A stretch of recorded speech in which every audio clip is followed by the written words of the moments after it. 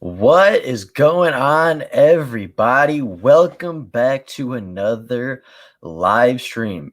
Excuse me. Today, we're going to do something just a little bit different. We're going to open up with something not quite related to the Detroit Lions. I know this channel is mostly Detroit Lions talk, mostly about, of course, our Detroit Lions, but I want to kind of branch out. I want to kind of do some other teams. And, I don't know if I want to make videos on other teams just yet, but definitely for live streams if NFL news happens or something happens around the NFL that is pretty big, like this Julio Jones news that we're going to be talking about, then I definitely want to open some shows with that. I definitely want to get into, kind of reach out and kind of engage with other fan bases, other audiences, and kind of, try to grow the channel a little bit more to a wider variety of people. So as I said, we are going to open with this Julio Jones news today. Of course, if you do not know, Julio Jones, the all-pro wide receiver today, was traded from the Atlanta Falcons to the Tennessee Titans. And as One Pride 40 said a while ago at 1:27 p.m., a couple hours ago even, was already here. So big props to him for that. It says the Titans robbed the Falcons blind. Now, I do have Ian Rappaport's official notes here as far as what happened in the trade. So as far as the Tennessee to Atlanta trade, the Titans got Julio Jones and a 6th round pick in 2023 in exchange for a 2022 second round pick, as well as a 2023 4th round pick. Now, the Titans are, of course, taking out Julio Jones's cap. They're taking on his cap hit, paying upwards of $15.3 million. And of course, the rest of his deal for, I believe there's 2 more years left on it. And the Falcons are actually taking a $7.75 million dead cap hit this year. So they are actually, I believe, paying a little bit of that cap to Julio Jones. So the Titans are not paying the entire thing this year, as of course, as I said, the Falcons are paying some of that dead cap, but the Titans are taking on a majority of that contract, giving up a 2nd round pick and a 4th round pick in exchange for the all-pro wide receiver and a 6th round pick. Now, I have no idea how everybody else feels about this trade. Of course, leave down in the comments what you think about it. Leave down in the comments what you thought about the trade. But overall, I'm definitely going to go and agree with One Pride here. I mean, the dude is right. The Titans really robbed the Falcons. I mean, Julio Jones, granted, is not the same wide receiver that he was a couple of years ago. He's not the same Julio Jones from 2015. He's not the same Julio Jones from, when they made their Super Bowl run, or, when he was looked at as the best wide receiver in the entirety of the NFL. But Julio Jones is still a phenomenal player. I mean, Julio Jones, still a really good player, 7-time Pro Bowler, 2-time All-Pro. I apologize for my voice being almost gone. Last year for the Falcons, only played in 9 games for them, but was on a 1,000-yard pace yet again. He only has 3 years without a 1,000 yards. He only has 3 years without 1,000 yards, and in all 3 of those years, he did not play all 16 games. Last year, 9 games, 51 receptions, 777 yards, and 3 touchdowns. I mean, the dude is still playing at a high level. He's definitely not the same player from 2018, definitely not the same player from 2015, where he had 1,800 yards and 8 touchdowns. But Julio Jones is still a really, really talented wide receiver. He's still a guy that's going to be really big for the Tennessee Titans, a guy that's going to get a lot of catches. Of course, a guy that, with A.J. Brown on the other side of him, another wide receiver that is borderline elite, definitely a top 15 wide receiver in the NFL. And with everybody else still having to worry about Derrick Henry, I mean, the Titans are going to be really dangerous this year. The Titans have a lot going for them. Rob Swift in the building says, I think it was a fair trade. Julio Jones is 32 to 33 and is owed $15 million, 19 next year, and whatever money for the 3rd year. That is a lot of money owed. That is a lot of money. That is true. And that's really the only downside of the trade from the Titans' perspective, is they do have to pay Julio Jones a lot of money. However, I don't know what their cap space is looking like right now. I can go look that up very quickly. If we just go to over the cap, which is usually pretty accurate. Like, that's the only thing that's wrong, or not wrong, but I guess that's the only downside of the trade for the Titans is, yeah, Julio's owed a lot of money, but he's still a really good wide receiver. Julio is still a top 10 probably top 5 wide receiver in the NFL when it's all said and done, as far as talent, as far as production, like everything except for the touchdowns is there for Julio. There's not a whole lot for you to complain about with Julio. He's big, he's fast, he's strong, he's got good hands, he runs good routes. Like there is not a lot wrong with Julio Jones. And to get Julio Jones for a second and a sixth and getting whatever they did back for him, like that is not bad value as a trade. I think that the Titans definitely won this trade, especially considering what they already have. So you look at this right now, not, of course, the over the cap is not updated. I don't believe to have Julio Jones on it just yet, as the trade just happened today. But well, we'll see, I guess. Yeah, so Julio Jones is not on here yet, which is kind of scary because they do have a lot of big cap numbers here. You look at, and I will try to zoom in and make it a little bit easier to see. Let's see. So you have, the Titans do have a lot of not poor contracts, but they have a lot of very large contracts. Ryan Tannehill has a $30 million cap hit this year. Kevin Byard, 15. Derrick Henry, 13. Taylor Lewan, 13. Roger Saffold, 12 million. Ben Jones, 7. Bud Dupree, 5. Like they do have a lot of large contracts, and Julio Jones is going to be right up there second highest contract on the entire team. And as of right now, they only have $3 million cap left. They only have $3 million in team cap space left to pay.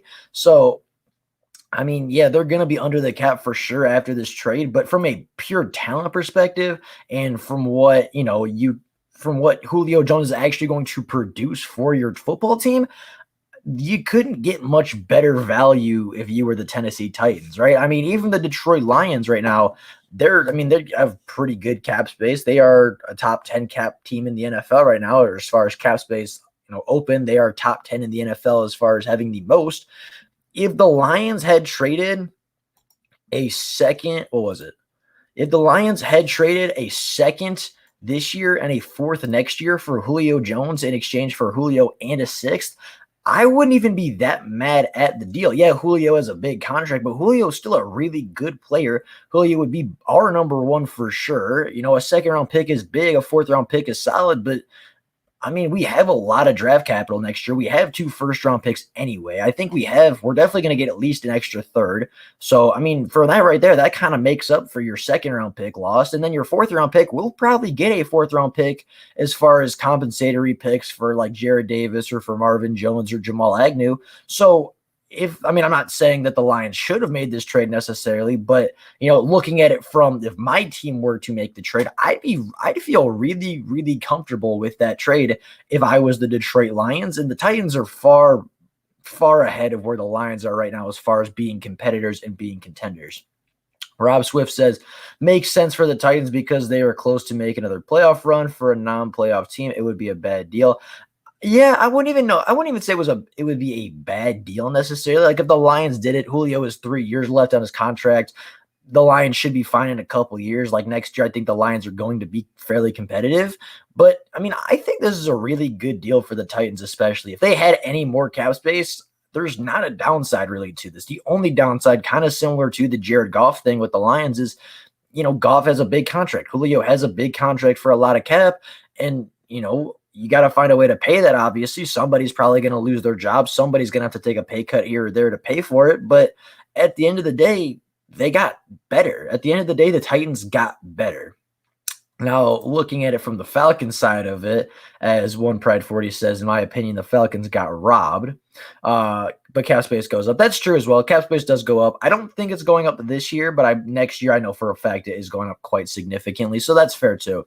But looking at it from the Falcons side of it, I don't really understand. I don't really get the trading of Julio Jones based off of what they did in the draft or what it kind of looked like they were going to in the NFL draft, right?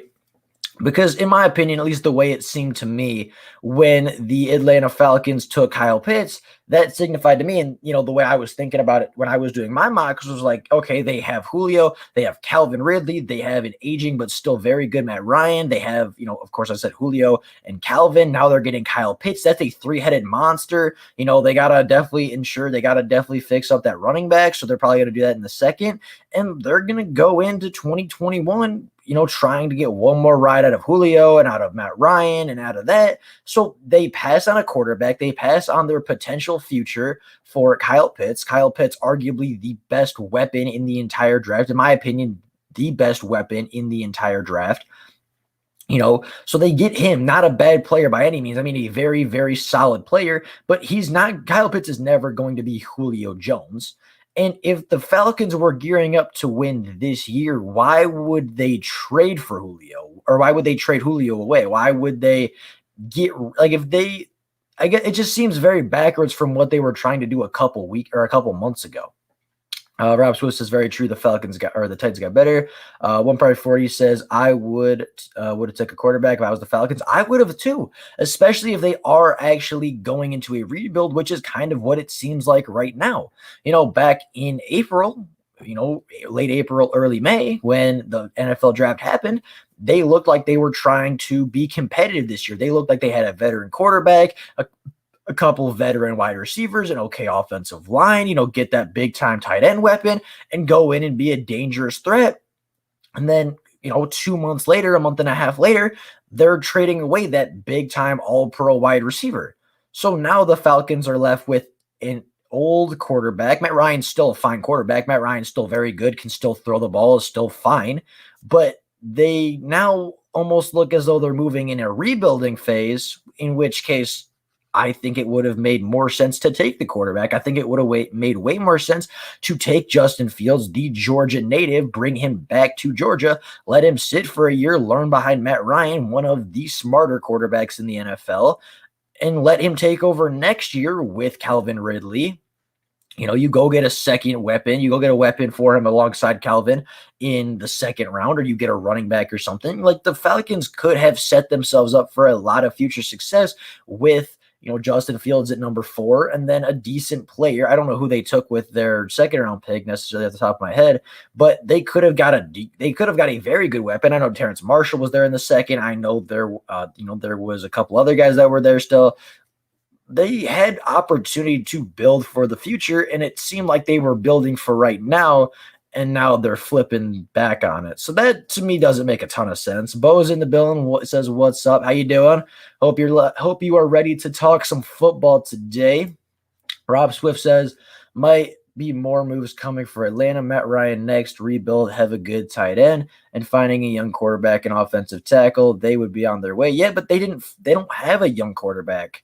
They don't have a great offensive line. I mean, they have a couple of young guys there that might develop. And yeah, you have a great tight end, but tight end is arguably the least important position in not in football, but I would say that a lot of teams would value a tight end probably as one of their last pieces to a puzzle, right?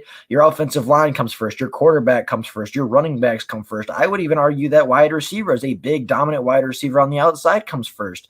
Tight end is one of the last things you should address as a team if you are in a rebuild. And I know saying that the Lions literally took TJ Hawkinson 3 years ago at 7th overall when they were not a good football team.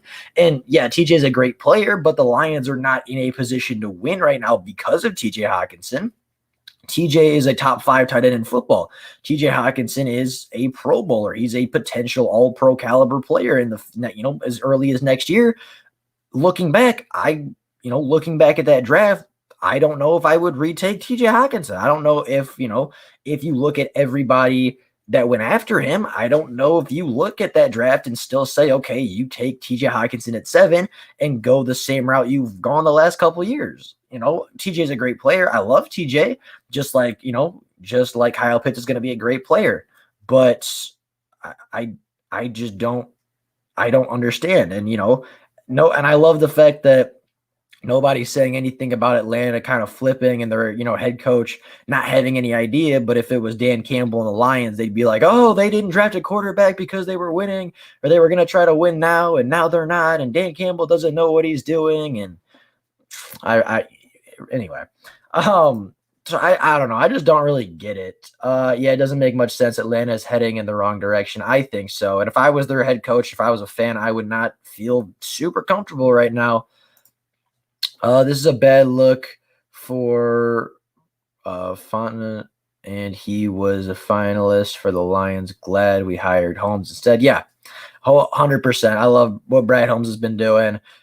I don't know necessarily if Julio wanted out. Like, that could also be part of it. Like, Julio just basically behind the scenes said, I'm not going to play. But I didn't necessarily hear that. Obviously, he wanted out. He said he wanted out on live TV. I mean, that was a little sketchy, but still, like, he said he wanted out. He said he didn't want to be here, but I didn't hear him say that he wasn't going to play. I didn't hear him say he was not going to play in Atlanta if he was not traded. So I don't know. But yeah, I'm with you. I'm so much happier with Holmes. Oh, they took Richie Grant. Okay, that's fair. I guess they did lose a few safeties.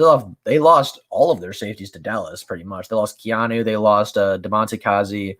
And I think they lost one more actually too. But yeah, that makes sense. Richie Grant was not, I mean, Richie Grant, good player for sure. But, if you're building for the future, I don't know. Richie Grant doesn't make a ton of, like, Richie Grant is another guy that's like, that to me is almost more of a win now. Immediately replace what you just lost with arguably the best safety in the class. And you go out and put him in as a starter and you try to win immediately. So I guess another example of that. Rob Swift said, remember Lions took Pettigrew when they drafted Stafford. Stafford having a good tight end is a safety blanket for a young quarterback, but the Falcons don't have a young quarterback.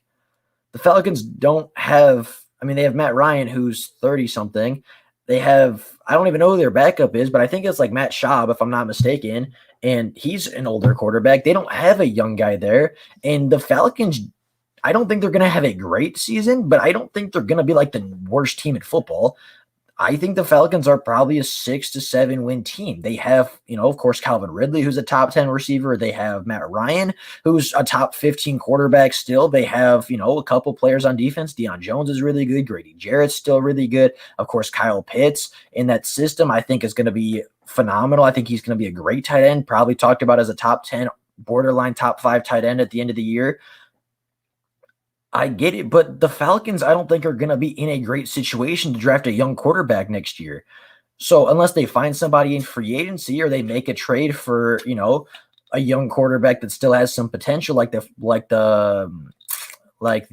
Panthers just did for Sam Darnold, I don't see where the Falcons are getting their young quarterback. And, to be fair, it's not like the whole pedigree thing worked out anyway. So, I mean, I just don't understand what the Falcons' logic is here. If Josh Allen was there, I would have taken him in 2019 if he was there. Honestly, I wasn't a huge fan of Josh Allen when he came out, not because of the potential, because of what the floor was. And the floor for Josh Allen was very low in his rookie season. Josh Allen definitely had flashes, but was not looked at as a top quarterback, even in his own draft class. And obviously hindsight being 2020, absolutely. I would take Josh Allen right now over almost anybody from that 2019 class. Josh Allen is a legit MVP contender, right? I'm trying to think back 2019. That would have been Kyler Murray's year? Or is that a year too early? That might be a year too early. So that would have been, oh no, Josh Allen was Baker's class. So I'd take Josh Allen over Baker. I'd take him over Sam Darnold. I'd take Josh Allen over Josh Rosen, obviously. Deshaun Kaiser was another guy taken in that class who Josh Allen would definitely make it over. It's really between Josh Allen and Lamar Jackson in that class.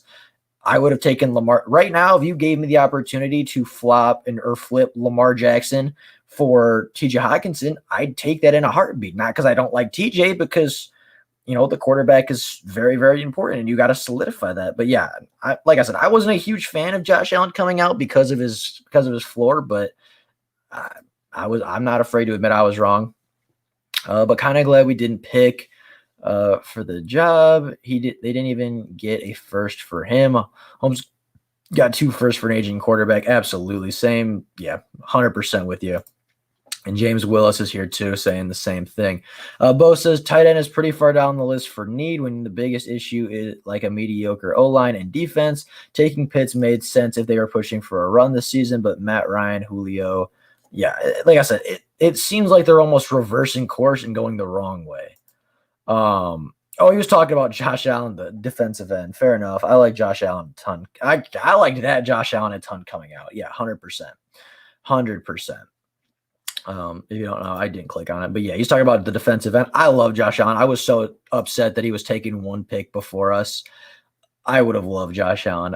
I wanted him so badly, and he's been a good NFL player so far. They might tank this season and get a good young QB. Tanking does not exist. Tanking's not a real thing. I bet they had a higher grade on Pitts than Fields, and they had trust on their board. That might be true.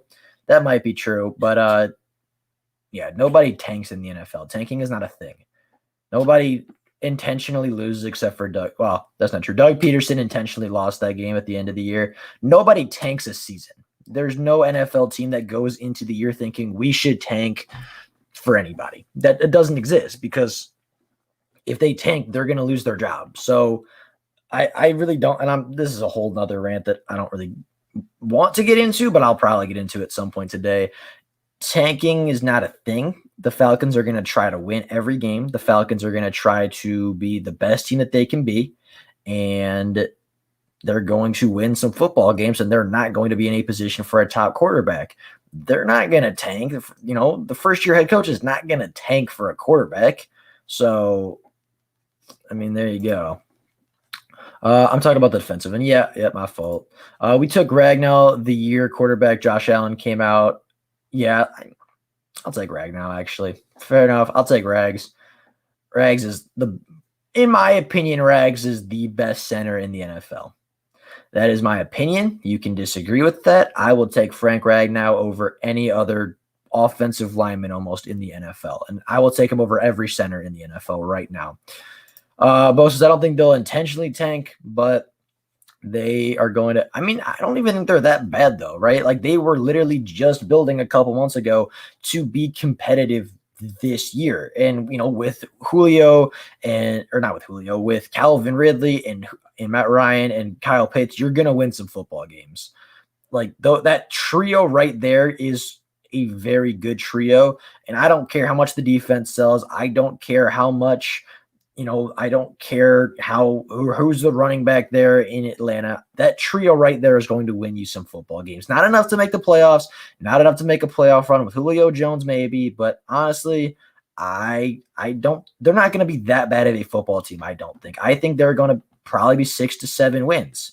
5 to 7 wins, I think, which is going to be bad enough for, there to be some question marks and bad enough to really signify a full-on rebuild, but 5 wins is not bad enough to get a number 1 quarterback or to get a top quarterback, right? I mean, maybe like the 3rd quarterback in the draft at 5-6 wins, but I don't think, the 3rd or 4th quarterback could still be good, obviously, but I don't think they're going to get that top quarterback prospect next year like people might think. And I just don't know what the Falcons are up to right now. But James Wilson says, I love Frank Ragnow. Guess the fish shows. Hey, dude, Frank Ragnow is a monster. Frank Ragnow, best center in the NFL, is the center of one of the hopefully top offensive lines in the NFL. Yeah, that's the one thing I'll thank Matt Patricia for. That's the one thing Bob Quinn got right, was Frank Ragnow. So for that, I did not like Bob Quinn very much. I did not like him as a GM. I did not like Matt Patricia as a head coach. But the one thing that they did for us, the one thing that they set the Lions up with, was Mr. Frank Ragnow. And for that alone, I will be thankful to Matt Patricia for that. That's kind of the whole Julio Jones situation. That's kind of all I wanted to open on today. Of course, go leave down comments, leave down questions, everything. If you guys want to talk about something that I missed, of course, leave that down in the comments below. I don't really have another talking point because usually by this point there's a lot of questions rolling in and we get sidetracked a ton. Not that I hate it. I actually enjoy getting sidetracked and talking football off just the top of my head, just getting away to talk, like just to talk football. But usually we got some more flow going on right now. So we'll see what happens. Let's see. We go to Detroit Lions just to see if there's any news. The whole Dan Campbell situation is real funny, but I have a video coming out on that, so I don't want to go too deep into that. He says Falcons drafted Jalen Mayfield in the third. He's a good offensive tackle in college, so they potentially have a good foundation for the new quarterback. That is true. Jalen Mayfield's okay. Obviously not necessarily a top tier, offensive line tackle, not a Penei Sewell or a Rashad Slater, but I mean, he's a fine player. I think has some tools definitely to develop into something successful for sure. For sure. I'm not mistaken. That's the kid out of Michigan. Everybody points he had a good day versus Chase Young. Didn't really have a good day versus anybody else, but that shows you right there that there's potential, that there's that there is at least something there worth looking at and something there worth taking a risk. So, I mean, yeah, potentially you have a good foundation. You have a couple good players and a couple key pieces to surround your potential future quarterback. But at the same time, Calvin Ridley is in a contract year. He's going to cost you a lot of money. Matt Ryan already costs a lot of money. Who else? I don't know who's in contract year. I know Calvin's going to cost them a lot. They're already paying dead cap for Julio. I don't know what their cap looks like right now, but I don't know. We'll see. One part 40 says, I think he's a guard. I think he can play a little bit of both. I think they'll probably experiment with that in the preseason, and we'll see. But I don't know. I'm not sure. If you were a Falcons fan, should you be concerned? I'd be super concerned if I was a Falcons fan. If I was a fan of the Atlanta Falcons right now, I would be incredibly concerned because here I will go Atlanta Falcons depth chart. Let's see. That's probably fine. That'll work, I think. And I'll tell you why. If I was the Atlanta Falcons fan, I would be incredibly concerned right now because Matt Ryan is pretty old. Matt Ryan is an older quarterback, still pretty solid. I think can still play for a year or two or whatever you want him to play for, but he's definitely not a long-term answer anymore. He's a guy that is probably going to play a couple more years, maybe play out the end of his contract, and after that, I think he's done at Atlanta. So right there, your quarterback for the future is already a question mark because A.J. McCarron is not going to do it for you, and Felipe Franks is not going to do it for you. The Lions are way ahead of Atlanta. Okay, so if we're going back to this one, if you were an Atlanta Falcons fan, would you be concerned? I would be because the quarterback is a question mark. The running back is Mike Davis, who's okay. I don't even know who the rest of these guys are, to be totally honest. I don't know. I mean, Javon Hawkins is, I think, okay. I don't even know who Tony Brooks James is. Quadre Olson, I don't know who that is. So your running backs are not great. Your running backs are not phenomenal. Your quarterback situation is a little sketchy. Kyle Pitts is really good. Kyle Pitts is very good. Hayden Hurst is really good. Their tight end room is really, really solid. But your wide receivers are Calvin Ridley, who's in a contract year, Russell Gage, and Christian Blake. Those are your starting wide receivers. Two of them probably wouldn't start on the Lions, and Calvin Ridley is in a contract year.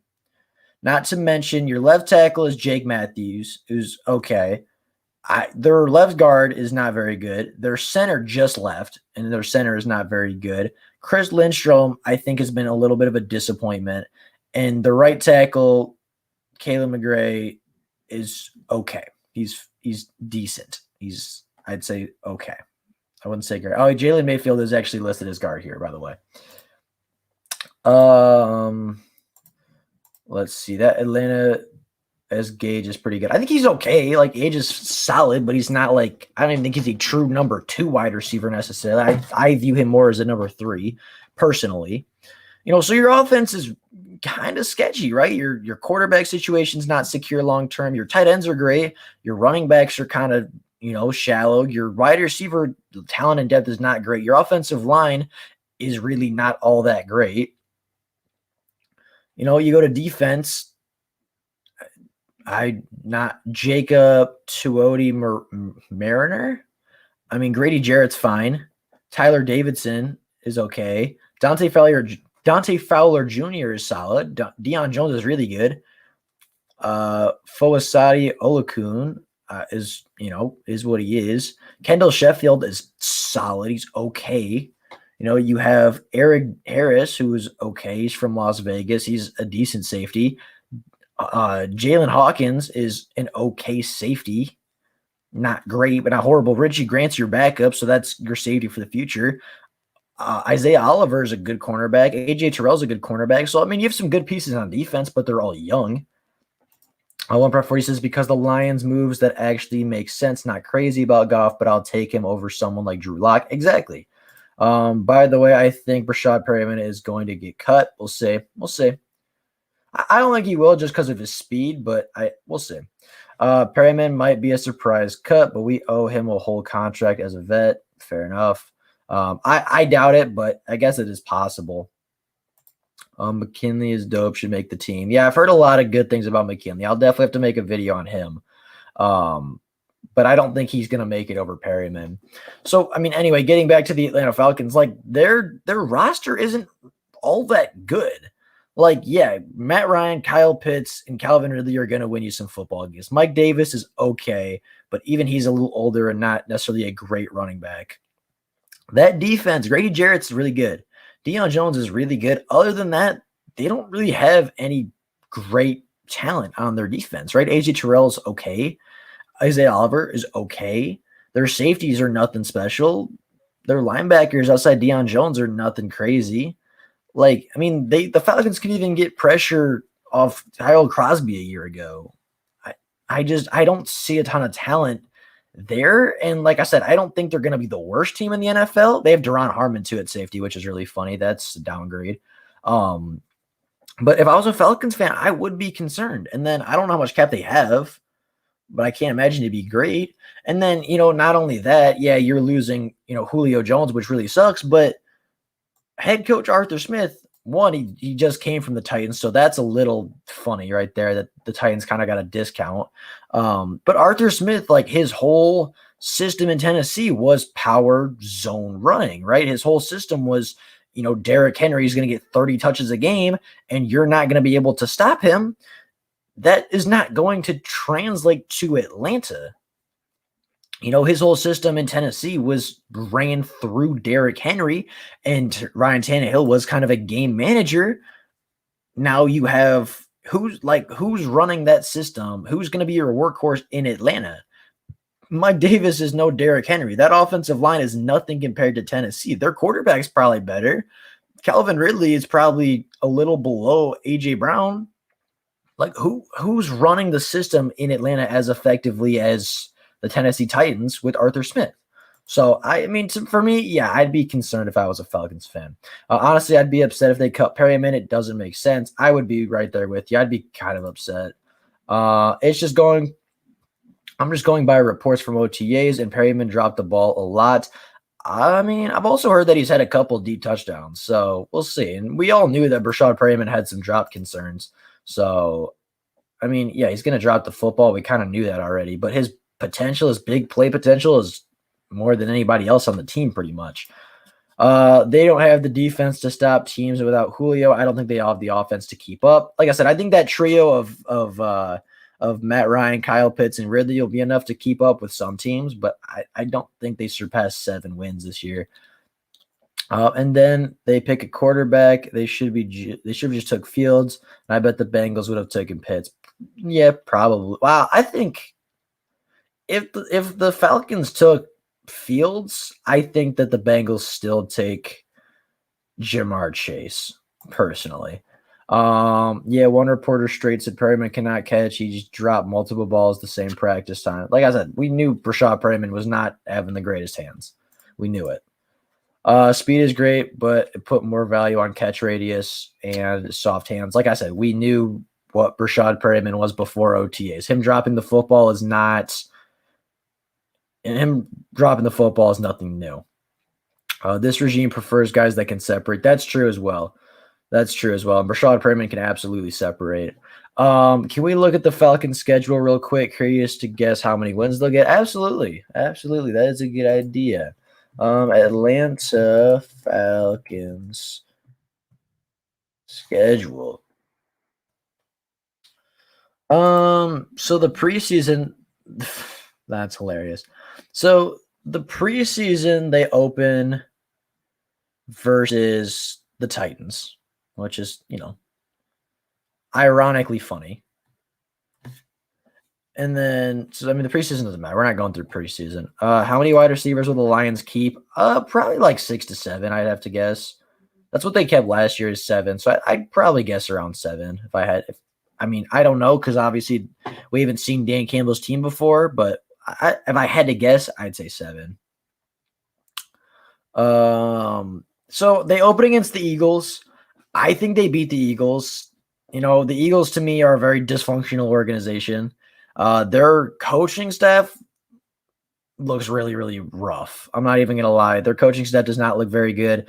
Jalen Hurts is okay. He's like a decent quarterback, but I don't even know if I'd take Jalen Hurts over Jared Goff at this point. Their wide receivers outside Devontae Smith literally can't do anything.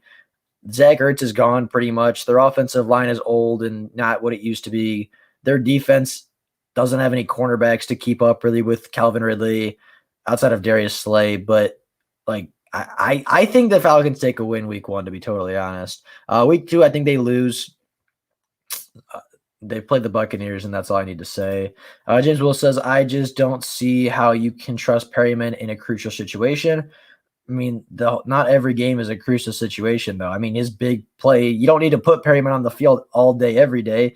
You put him in a couple plays and you give him, you put him in a couple plays and see what happens. He always has a chance to get you a big play. And, I think Perryman makes the team. 2, maybe their front office clearly isn't on the same page in Atlanta. Their front office is not looking great right now. So I think they start off 1-1. I think they can beat the Giants. The Giants, I think, are a decent football team, of course, with Kenny Golladay now. But I mean, Daniel Jones is a turnover machine. Like he's the worst turnover machine that Jameis Winston was in Tampa Bay. I think the Giants have kind of a same situation that Tampa Bay had a couple years ago. I think Daniel Jones fumbles that game away. That could be 2-1 right there. Washington, they'll probably lose. The Jets, they can win for sure. The Dolphins, they'll probably use. The Panthers, they can beat.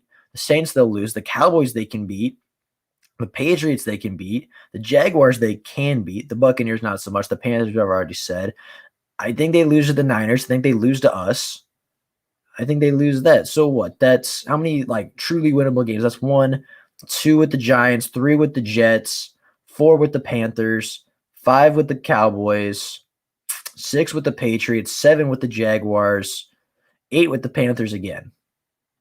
So that's 8 decently realistic wins, I'd say. Or they don't have a plan at all. Yeah, it seems like they don't really have a plan too much. Coin flip week 2, I don't think so. Yeah, not so much. The Eagles head coach presser was a classic. Yeah, that was pretty funny. Yes, his introductory presser was hilarious. I wish we had their schedule. Oh my God, I wish we had their schedule. What?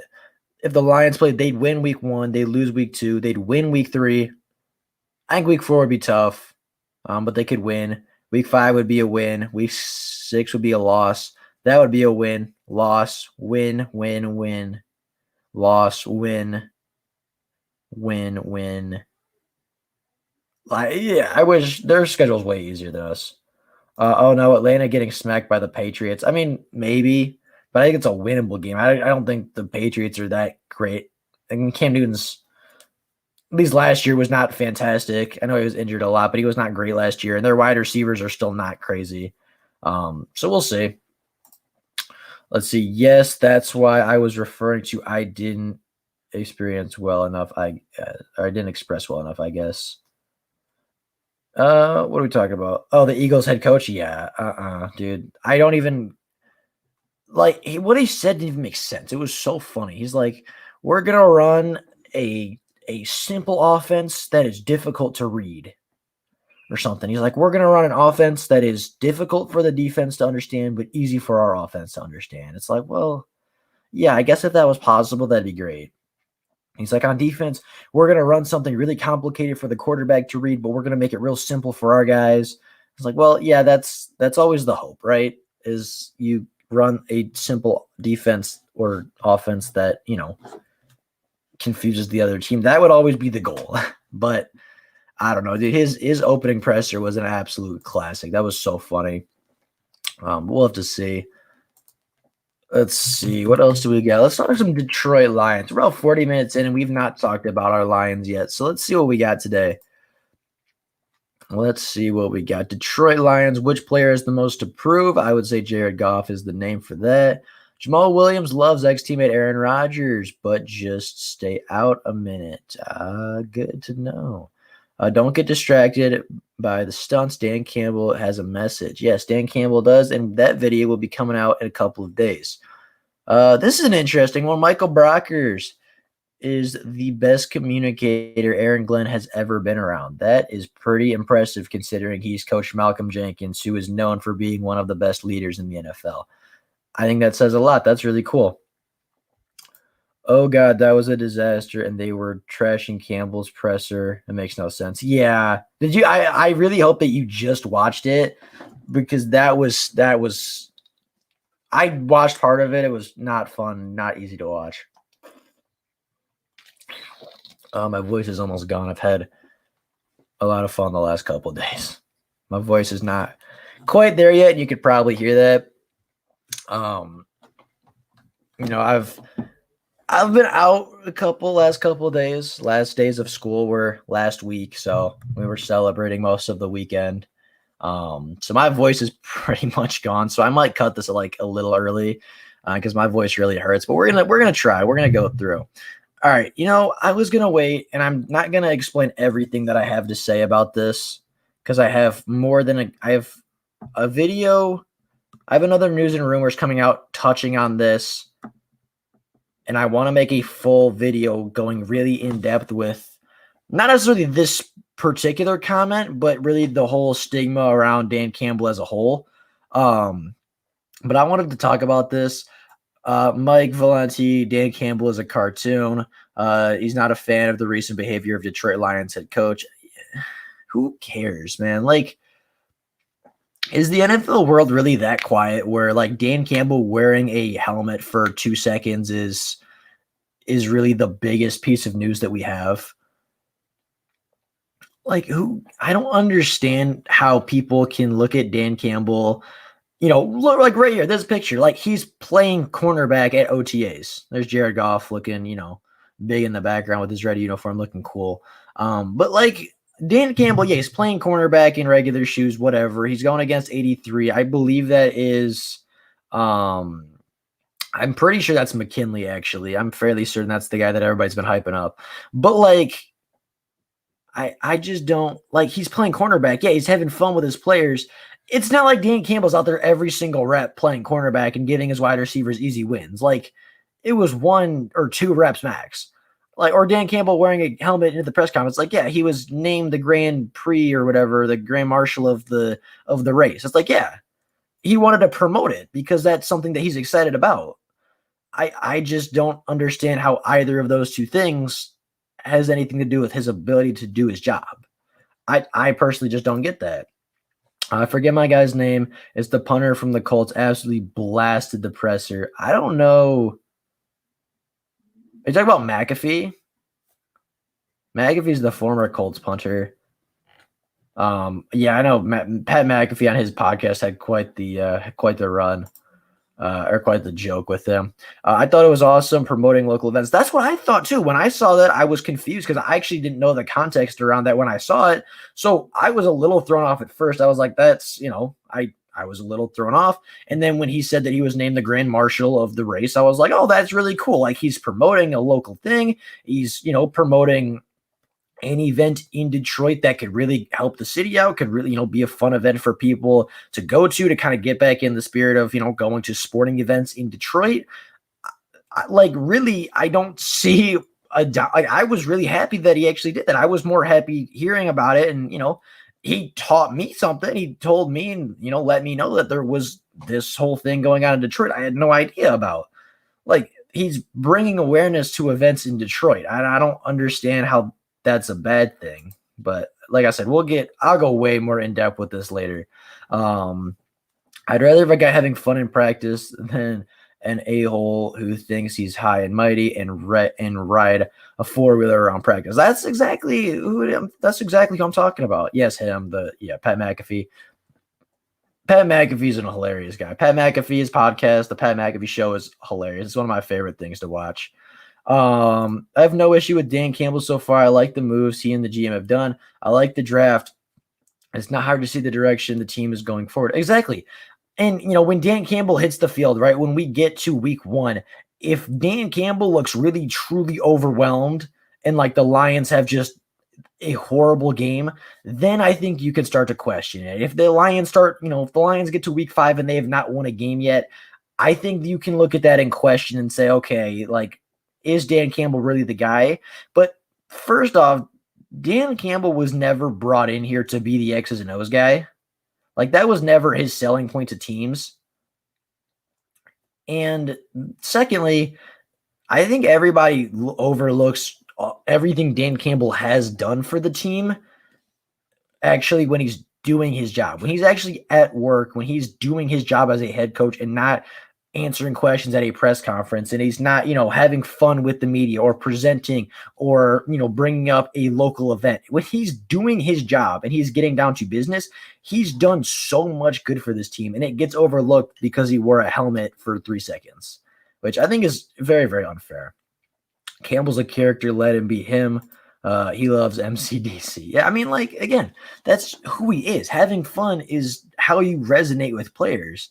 Having fun and being your player's friend is literally how you get more out of them. And, using personal experience for that, like, next year, I'm going to be a collegiate athlete in college. I'm going to play soccer at a D3 school.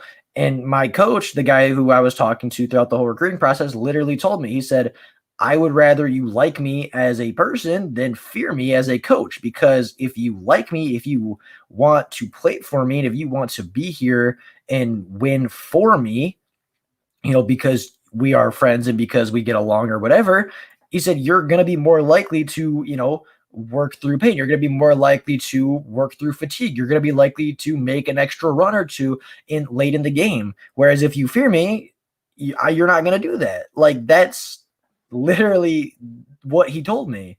So, even from that standpoint, like, even at lower levels, of course, I'm not a professional, but even at lower levels of competition, if you enjoy your coach, if you love being around your coach and you like working for him, you're going to make more plays and you're going to work way harder than if you were to fear your head coach, or if you were to fear your positional coach, then you're not going to work as hard for him. So, from that standpoint as well, it's like, yeah, Dan's having fun. He is relating to his players so that his players like him, so that they will work harder for him. That's exactly how it should be.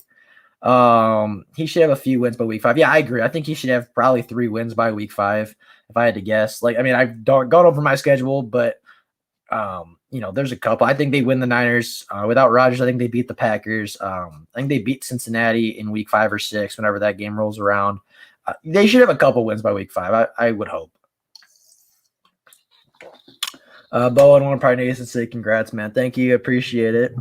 I've worked very hard for that. Hopefully I can still continue to do these, man. I don't know how that's going to work. I'll definitely have to figure all that out in a couple months, but right now I'm just relaxing. I'm chilling. I love doing this. So I'm definitely going to try to keep doing these live streams every weekend, but the schedule might have to change just slightly when I get there, but we'll see when we get there. We'll figure it out. I can guarantee you I'll still have some Lions content for you guys, though. Lions prediction: who will lead the Lions in interceptions? Part of me really wants to say Jeff Okudah, just because I really want to speak it into fruition. Part of me really wants to say Tracy Walker, though. Part of me really, really wants to say Tracy Walker will lead the Lions in interceptions because of what I've seen Tracy Walker do in the right situations. I saw a stat the other day that Tracy is over the past 3 seasons over his time in the NFL is the highest graded deep free safety in the entire NFL. But Tracy Walker's also only played like 30 snaps at deep free safety all of last year. So I think, and I would really, really hope that Aaron Glenn is going to see that. He's going to see the limited tape that Tracy Walker has on tape at his deep free safety position. And Aaron Glenn's going to be like, you're pretty darn good at that. Why don't you just go play that full time for us? And Tracy's going to be like, okay. And he's going to go ball out. Like, Tracy Walker has gone through 3 NFL seasons. He has 2 interceptions.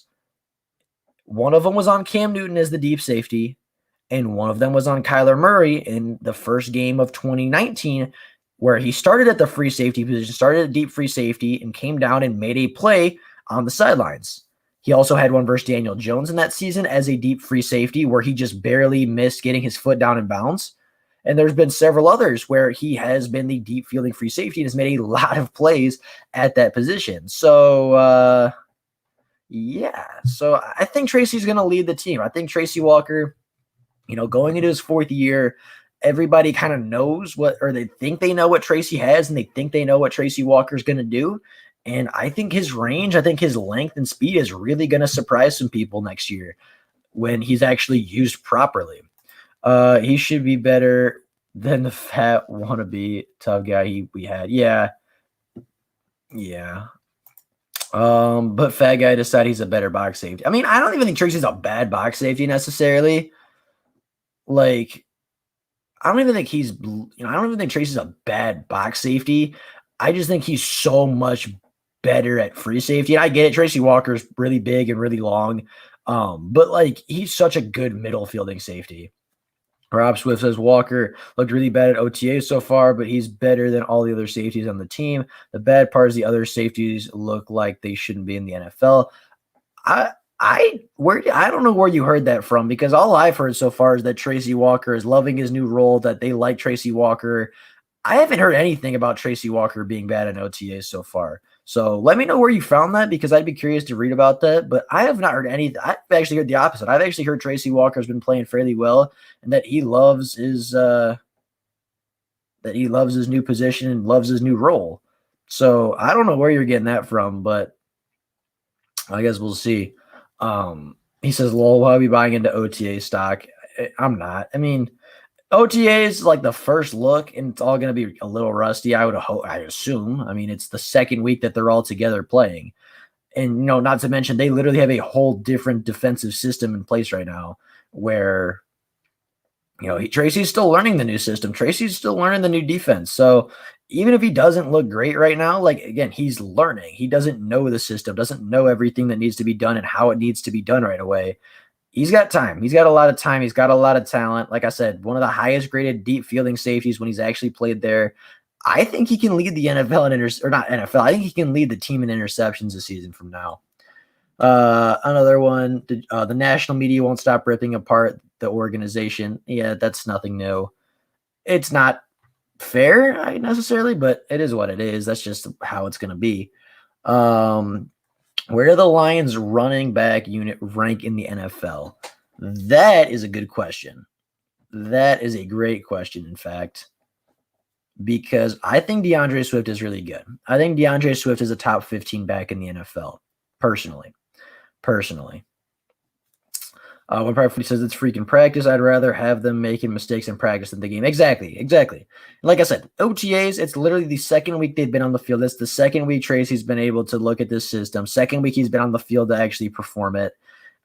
I would rather them work out all the kinks in OTAs and look horrible in OTAs than have them get to, week 1 and only doing walkthroughs, and then all of a sudden, like, it doesn't work full speed. You know what I mean? Like, I'd way rather than work out the kinks now than later. Because the farther you go into the offseason, the farther you go into the preseason with all those kinks still not worked out, the more likely you are to not necessarily have the greatest NFL defense. Expect a much more athletic defense in 2021. That is all I'm asking for. Collins still engaged with team, explains OTA absences. I actually didn't know Jamie Collins wasn't here. I did not know that. The reporter that used to cover Cleveland and Detroit, but now focuses on Detroit, said it was finding his name in videos 1 second. All right, bet. Detroit Lions linebacker Jamie Collins still engaging with team. Explains his OTA absence. Collins is a perfectly good reason for missing OTAs. I didn't know about this, so I'm going to read this article. Detroit Lions Jamie Collins Sr. has been one of the more noticeable absences at organized team activity practices this year, but the veteran has a pretty good reason for why he missed out on the first 2 weeks of practice. Collins told Albert Beer from SIS.com, SportsIllustrated.com, that he's been back in Charlotte with his girlfriend awaiting the birth of his second son. That is a good reason. Got a question. How you think we stop in Pitts, though, when we play Atlanta? I don't know. I don't know yet. My first thought would be Tracy Walker. That would be my guess. That would be what I would think about. Because, and I gotta find it. So if I look up measurements. Because what is Tracy? I mean, Tracy Walker's like really big, I feel like. He's got 33.5-inch arms, 72 point. Like, he's real solid. This is his combine, so I'm sure he's probably fairly similar. Like, Tracy Walker's pretty well built. He's a pretty big guy. My guess would be Tracy Walker. If not, Ifeadi Melifonwu could be big. Ifeadi Melifonwu, I know, is 6'2", has really long arms. What is Kyle Pitts? What is Kyle Pitts? We'll see. My first thought, like I said, for the question, how do we stop Kyle Pitts? My first thought would be try Tracy Walker. And if that doesn't work, my second thought would be put Melifonwu to shadow Kyle Pitts. Because Melifonwu, he's big, he's fast, he's athletic, he gets his hands on the football a lot. And I think if you move him to safety, at least for that game, I think he could hold his own versus Kyle Pitts. I really do. Everybody might look at that and say, okay, well, I don't know, late third round guy versus a top 5 pick. I don't know. Kyle Pitts is 6'6". Like, Kyle Pitts is a big boy. But I think Melifonwu can hold his own against that. I think Melifonwu can hold his own. Maybe not every rep, maybe not every time he's going to get a pass deflected, but I think if you put him on there, I think he'll make some plays. Well, hopefully Okudah gets in the way.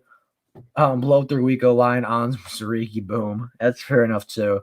You'd feel comfortable putting Melifonwu on Pitts. Yeah, like that would be my second guess. I think it's gonna be one of the two. Because Okudah is likely gonna be on Calvin Ridley. If assuming Okudah actually breaks out this year and is the starter. Amani Oruwariye can hold his own versus wide receiver 2 on the Falcons. That's not worrying me too much. And then our slot guy, whether, I don't know, maybe Quentin Dunbar could, slide in. Maybe Quentin Dunbar's on the outside versus Ridley. Jeff Okudah slides in. Whatever the case may be, our slot wide receiver can play fine versus their slot guy. Russell Gage, I think, is their slot guy. He's real solid, but Mike Ford should be fine on him. Or, Corn Elder should be fine on him too. So really, I think it's just really going to be Kyle Pitts. Is like, can we stop Kyle Pitts? And I would feel comfortable putting Melifonwu or Tracy Walker. Maybe just double team him with both. I don't know. Well, to be honest, you need somebody to disrupt the route up front. That's true. That is true. Melifonwu is not very good at that. But like I said, you get him deep down the field. Maybe you chip with a linebacker right off, depending obviously where they're lined up. You have a linebacker engage early and then kind of drop off, and you have Melifonwu shadowing over the top. You'll be all right. You'll be okay. If you're talking a safety to cover Pitts, you are conceding yardage. I mean, I think if you have anybody covering Pitts, you're going to concede yardage at some point. Can Pitts run like the wind? Pitts is pretty fast. He ran like a 4.4, I want to say. Like, I think he ran a high 4.4. So the dude can definitely run. The dude can definitely move, which is why I think Melifonwu would be fine because he's big and fast.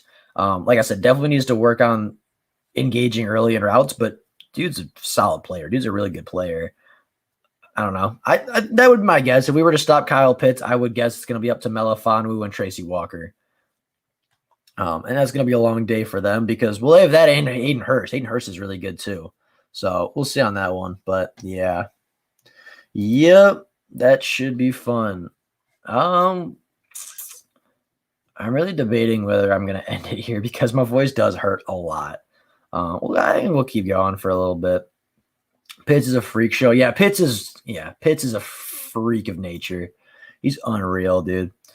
Kyle Pitts, 6'6", runs a 4.4. I mean, averaged 17.9 yards per reception last year, 12 touchdowns. Literally was finalist for the Heisman voting. That's how good he was. As a tight end, was he like 10th or something? 8th? He was 10th in Heisman voting. That's unreal.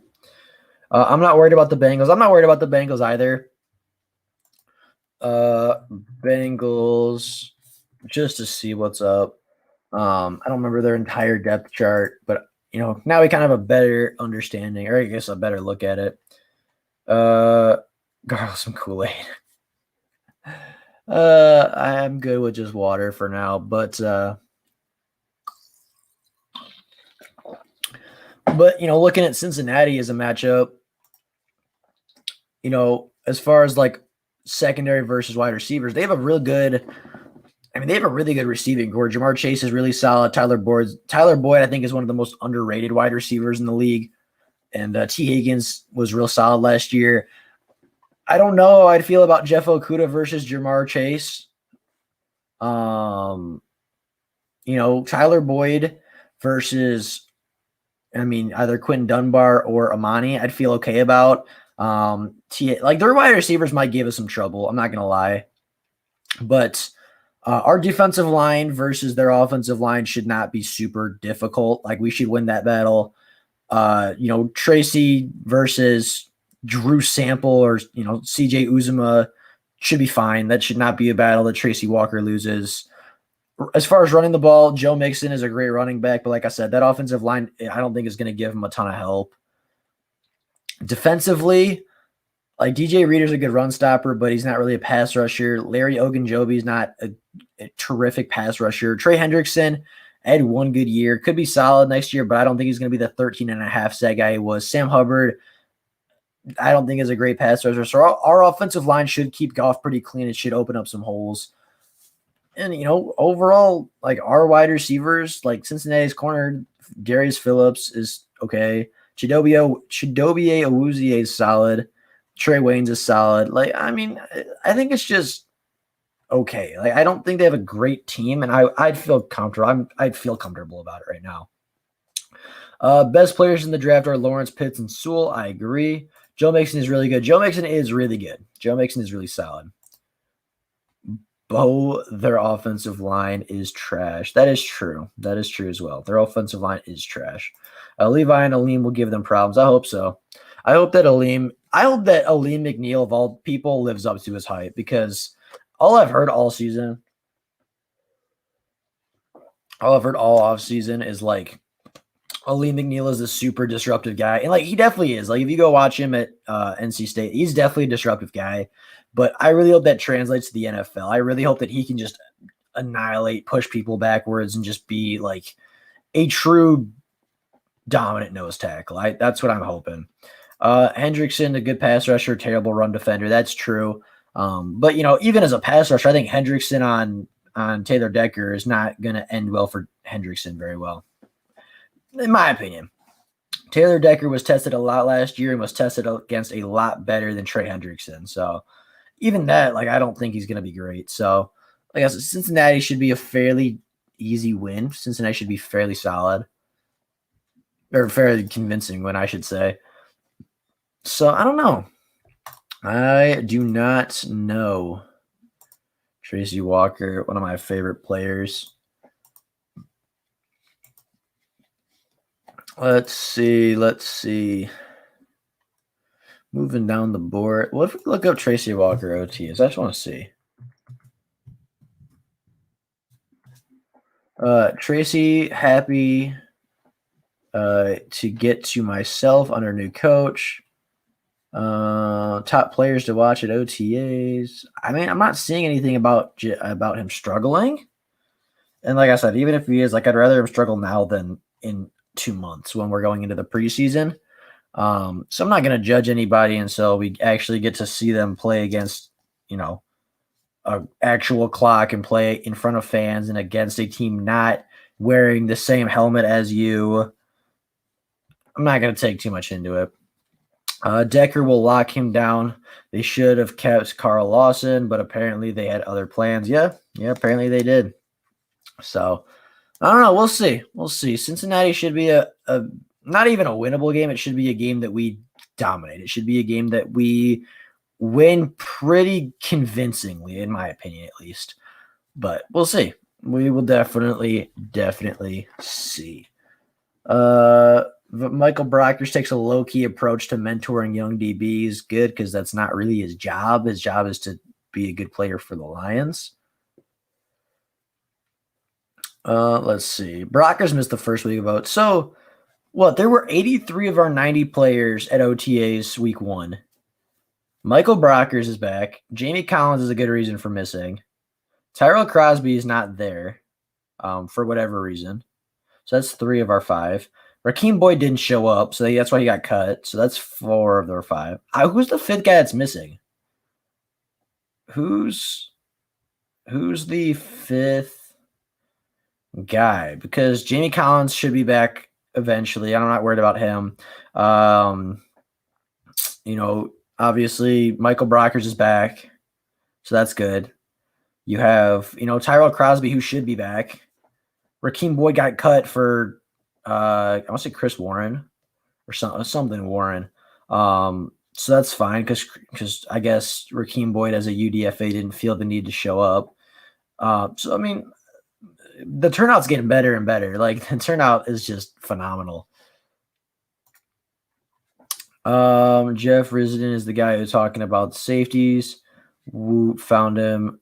Found JT. LOL. Took a minute. All right, I'll take a look. Jeff Risden. All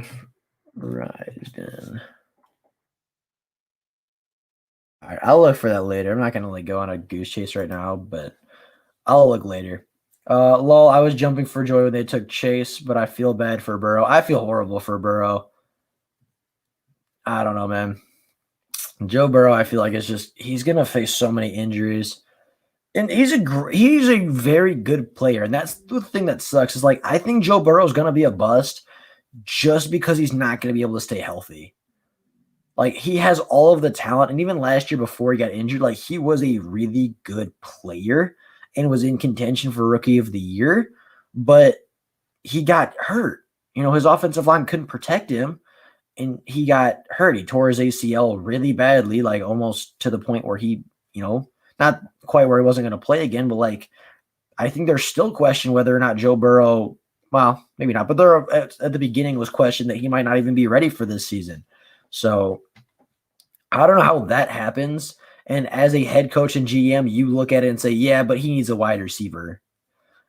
I don't get that, but we'll see. I'm going to judge our staff more if we beat the teams we should beat. I agree. He says, fair enough. I agree with that for sure. That was Matt Patricia's whole thing, is like every couple weeks he'd have like a big upset. The Patriots in his first year, the Kansas City Chiefs was not quite an upset, but I mean, it was a real solid game played. Every couple of years, like every couple of weeks, like, once a month, once every 2 months, Matt Patricia would have a big upset, but he'd also lose to all the teams that he should have been beating. He lost to the Bears that he should have beat every time almost. With the exception maybe of 2018 when they were actually a good football team. But like, Matt Patricia should have beat the Bears twice last year. I mean, we beat the Bears without Matt Patricia, so that's enough said right there. He should have beat the Packers Probably both times because they had a lead both times and they sold it because Matt Patricia just is Matty P. But yeah, I think if we beat the teams we should beat, the Lions will be just a way better football team. Luke's in the building. Says, "What up, Doe Writer? How you doing today, Luke? Glad to see you in the chat. Glad to see you here." One Pride 40 says the Bengals don't even have a GM. Their owner is cheap. Are you serious? The Bengals actually don't have a general manager? I had no idea that was a thing. I had no idea that was like, I didn't know that. That's funny. So who's making the decisions? Is it really just up to Zach Taylor? I think that's their head coach's name.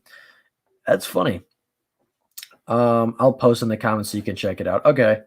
But like, that's funny. I didn't know they didn't have a GM. So who's making the decisions and who's going to get fired for picking Jamar Chase over Penei Sewell? Because I don't know, man. What was the Bengals draft class? Did they actually ever get? Did they ever actually get like anybody or anybody to protect? I should say, because I know Jamar Chase was first. Oh, they got an offensive tackle out of Clemson, I guess, who's okay. They got an offensive tackle out of East Carolina, a center out of Georgia. I mean, they got a couple offensive linemen, but I don't think like Jackson Carman, I didn't even think was like he was not even in like the third tier of offensive tackles. Okay, got it. You think the Lions will go to the playoffs this season? I don't personally. I think they're gonna be way better than people think, but I don't think they're gonna make the playoffs personally. The owner's making all the decisions for Cincinnati. That would make a lot of sense. No, they want wide receiver and offensive tackle. Yeah. They got Osai at 69. They got Jackson Carman apparently at 46. But yeah, like I said, Carman, like I said this too, I didn't even think Carman was that good of a player, to be totally honest. At least I never looked at him as like a great player. Jackson Carman.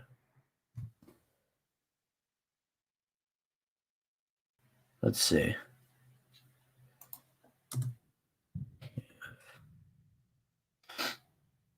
Let's see. What do you look like? And obviously stats don't tell the whole story, but stats can tell me a lot. This was the second round selection to the Cincinnati Bengals. But yeah, look up the Bengals don't even have a GM. That's hilarious. Okay, so here's Mr. Carman. Jackson Carman played last year, played 477 snaps and gave up 4 sacks, 4 hits, and 3 hurries. In 2019, he played 457 snaps, only allowed 1 sack and only 3 QB hits, but allowed 10 quarterback hurries. Dude, low key. Oh, and then his freshman year, 127. Oh, no, 82 for 1. He doesn't look that good, to be totally honest.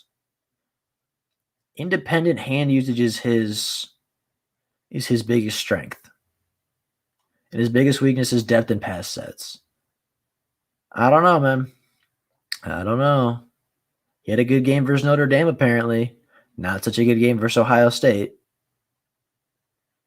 Is a left tackle. I mean, I don't know. Kind of looks a little sketchy to me.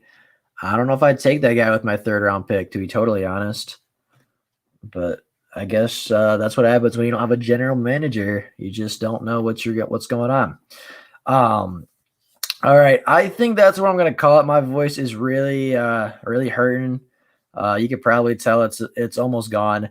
So I appreciate everybody coming out. I appreciate everybody coming to talk some football. It wasn't quite as Lions oriented today as a lot of other days. As I said, if there's a lot of NFL news, I want to get to the big pieces. I want to talk about it and give my opinion, kind of branch out and get that practice. So I know the show was a little short today, just an hour and just under an hour 15.